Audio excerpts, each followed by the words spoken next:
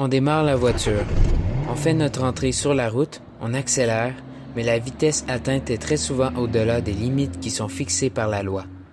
En effet, ces excès de vitesse entraînent le tiers des décès au Québec chaque année. Si tous les utilisateurs d'automobiles baissaient leur vitesse de seulement 5 km à l'heure, il y aurait alors 15% moins de décès sur les routes. Quelles sont donc les raisons qui poussent à ce comportement qui augmente le risque de danger? En premier lieu, les conducteurs sont insouciants du danger qui les guette. S'ils décident d'adopter cette vitesse, c'est qu'ils la jugent sécuritaire.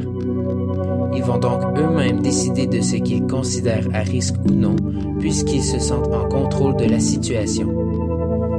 Par ailleurs, conduire dangereusement n'est pas lié à la vitesse pour la plupart, mais par le manque de technique et le manque de prudence. Plutôt ironique. Beaucoup de conducteurs ne réalisent pas les effets de la vitesse sur leur perception. En effet, pendant un long voyage à grande vitesse constante, la personne au volant ne remarque pas les accélérations avant d'avoir jeté un coup d'œil sur le tableau de bord.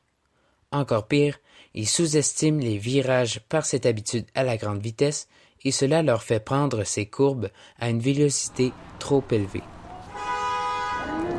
En deuxième lieu, il y a plusieurs éléments qui encouragent indirectement les gens à faire preuve de rapidité.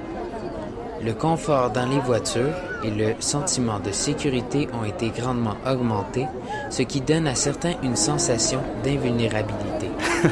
Ce sentiment est renforcé par le fait que les sanctions contre les chauffeurs sont très faibles et la plupart des délits vont être recommencés. Également, les publicités ne cessent de promouvoir les performances améliorées des nouvelles voitures en montrant dans les écrans que ces bolides peuvent aller n'importe où et rouler pour le plaisir.